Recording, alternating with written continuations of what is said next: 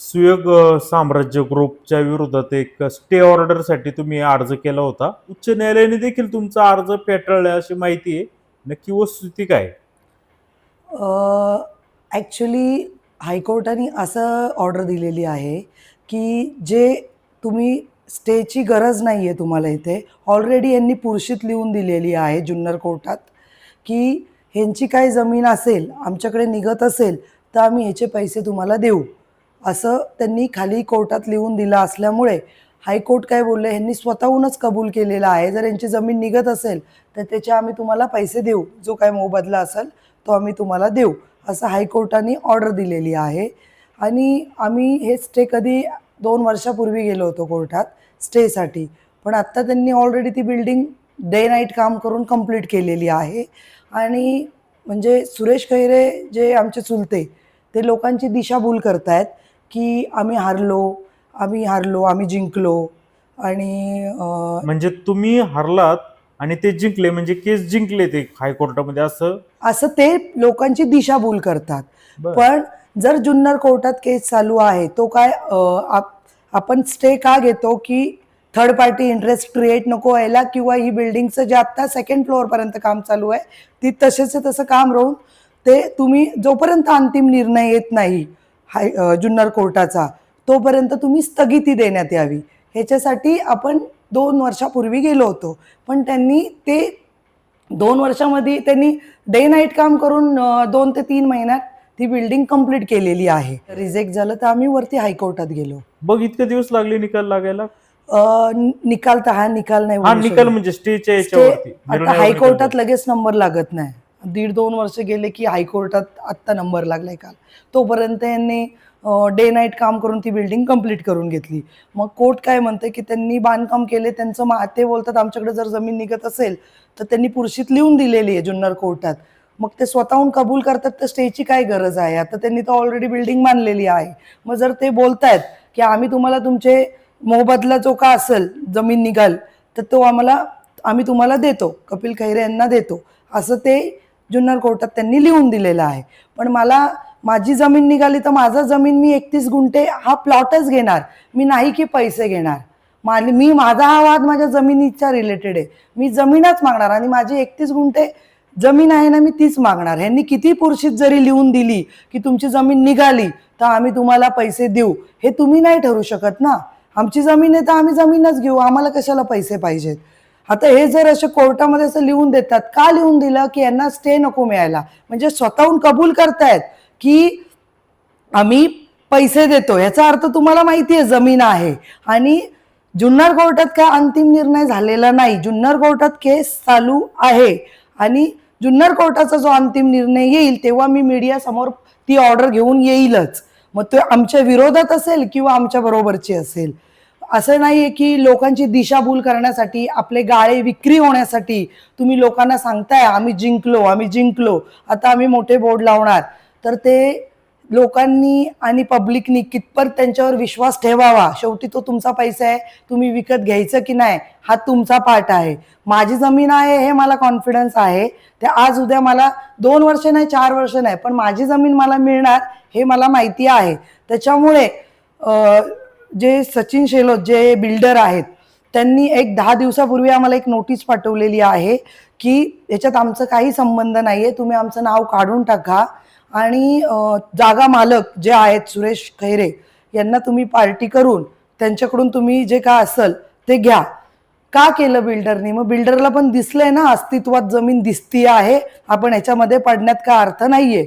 आणि कोर्टात पण ह्यांनीच लिहून दिलेली आहे पुर्षित, की आम्ही तुमचं म्हणजे जी काय कोर्टामध्ये जी पुरशीच दिली, म्हणजे आपल्या जुन्नरच्या सत्र न्यायालयामध्ये दिली, हो की जर जमीन जर तुमची निघाली, म्हणजे हो कपिल खैरे यांची निघाली, तर आम्ही त्या बदल्यात नुकसान भरपाई देणार. देणार. असं हे कोणी लिहून दिलं? मालकांनी दिलं का बिल्डरनी दिलं? दोघांनी पण दिलेलं आहे. बिल्डरनी पण दिलं. सुरेश आणि आता बिल्डर म्हणतो का त्याशी आमचा संबंध नाही, तुम्ही दाव्यामधून आमचं नाव वगळा. हा, हे तुमचं आणि सुरेश खैरेंचे वाद आहेत, तर ते तुम्ही तुमचं मिटवा. असं त्यांची आमच्याकडे मागणी आहे. मग शेलो त्यांनी मग कसं काय तिथं पुरशीच दिली का आम्ही नुकसान भरपाई देऊ, कोणत्या आता basis? त्यावेळेस त्यांना दिसलेलं होतं क्षेत्र आहे म्हणून आपण पुढेपर्यंत गेलो. म्हणजे स्टे मिळवणं आहे किंवा त्यांचं नुकसान होईल म्हणून त्यांनी ते लिहिलं, हो पण आता ते रिटर्न हे करतायत. हो, पण आता ते सुरेश खैरे जे आहेत ते सचिन शेलोतच्या मागे लागलेले आहेत असं मला बाहेरून कल्पना म्हणजे सांगितले लोकांनी, की तू हे कन्स्ट्रक्शन कर, तू चालू कर, आपण जिंकलोय, आता आपण जिंकलोय असं बिल्डरला सांगण्यात येते. पण असं काही झालेलं नाहीये मुळात. आणि जेव्हा ऑर्डर येईल, अंतिम निर्णय जुन्नर कोर्टाचा, तो मी ऑर्डर तुम्हाला मीडियाद्वारे टाकेलच आणि तुम्हाला सांगेलच. आता जेव्हा आम्ही सिद्ध करू आमची जमीन आहे यांच्याकडे कोर्टामार्फत, आता आमचा 7/12 फेरफार नकाशा आहे, पण आता आम्हाला कोर्टामार्फत सिद्ध करून मग आम्हाला इथून न्याय मिळाला तर आम्ही इथेच थांबणार, नाही मिळाला तर आम्ही परत वरती जाणार. आणि प्रांतांचं पण आम्ही पुढे गेलेलो आहोत, असं नाही की आम्ही तिथेच थांबलेलो आहोत. प्रांतांच्याही गोष्टीवरती पुढं अपील झालेलं आहे आणि त्यांच्या गोष्टीवर सगळं चॅलेंज केलेलं आहे. ते लोकांची दिशाभूल करत आहेत की आम्ही जिंकलो, तर लोकांनी पब्लिकनी ह्याच्यावर बिलकुल विश्वास ठेवू नये.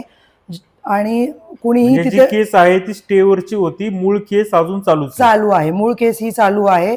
हे फक्त स्टे का नाही देण्यात आलेला आहे तर मी तुम्हाला ते सांगितलेलं आहे की आता ती बिल्डिंग कंप्लीट झाली तर स्टे घेण्यात काय अर्थ नाहीये त्याच्यावरती. तर त्यांचं म्हणणं आहे की ते स्वतः कबूल करतात ना, यांची जमीन निघाली की आम्ही तुम्हाला पैसे देतो, पण आम्हाला पैशांपेक्षा आम्हाला आमच्या 31 गुंठेचे कमी आहेत ते आम्हाला जी मोजणीमध्ये असेल ते आम्ही आमचे मिळवणारच. जे खेड कोर्टामध्ये आम्ही जेव्हा स्टेसाठी अपील केलं होतं तेव्हा कोर्टाने लगेच तर काय स्टे दिलं नाही, कारण आम्हाला त्यांनी ऑर्डर जी दिली आहे त्या ऑर्डरमध्ये क्लिअर कट स्टे नाही दिलं, पण त्यांनी ऑर्डरमध्ये असं लिहून दिलं इथे मोजणीची गरज आहे. त्याचबरोबर यांनी जे सँक्शन घेतलेले आहेत पेपर्स, एनी ऑर्डर्स, जे TP प्लॅन सँक्शन, हे पेपर चुकीच्या पद्धतीने म्हणजे सरकारची दिशाभूल करून सँक्शन मिळवलेले आहेत असं त्या ऑर्डरमध्ये नमूद आहे. ती ऑर्डर ज्यांना कुणी जर गाळेवाल्यांनी गाळे घेतले असतील त्यांनी जुन्नर कोर्टाची जी ऑर्डर असेल ती चेक करून घ्यावी. म्हणजे लोकांना जे दिशाभूल करतायत की म्हणजे यांनी आम्ही सँक्शन केले, आमची बिल्डिंग सँक्शन आहे, TP प्लॅन सँक्शन आहे, असं जे पब्लिकची दिशाभूल होते तसं जुन्नर कोर्टानेच सांगितलेलं आहे त्यांच्या ऑर्डरमध्येच की ह्यांनी चुकीच्या पद्धतीने सँक्शन घेतलेले आहेत. आणि मग त्यामध्ये असं कोर्टाने म्हटलं का तुम्ही स्टेसाठी ऑर्डरसाठी अर्ज केलाय, परंतु अगोदर तुम्ही तुमच्या जमिनीची मोजणी करून घ्या, मोजणीची गरज आहे पहिले. त्या मोजणी न केल्याच्या तांत्रिक प्रॉब्लेम मुळे तुमचा अर्ज फेटाळला होता स्टे. स्टेचा फेटाळला होता अर्ज. तुम्हाला माहित नव्हतं म्हणजे अगोदर तुम्ही मोजणी करून घेतली नव्हती का? नाही, आम्ही सरकारी मोजणी ही केली, ठीक आहे, पण आता आपल्याला कोर्टामार्फत मोजणी आणायची होती. पण आम्ही पहिले काय विचार केला की यांचं फास्ट काम चालू होतं म्हणून आपण पहिले स्टेसाठी अपील केलं होतं की आम्हाला स्टे द्या. तर चूक झाली तुमची. तर आपण स्टे मागण्याच्या ऐवजी आम्हाला पहिले मोजणीची गरज होती, पण आता ते आम्ही केलेलं आहे. सगळ्या गोष्टी मोजणी आल्यावर त्याच्यात कळेलच, कारण का सगळ्या मोजणींमध्ये आमची जमीन निघालेली आहे. कलेक्टरांच्या आदेशाच्या मोजणीमध्ये पण जमीन निघालेली आहे.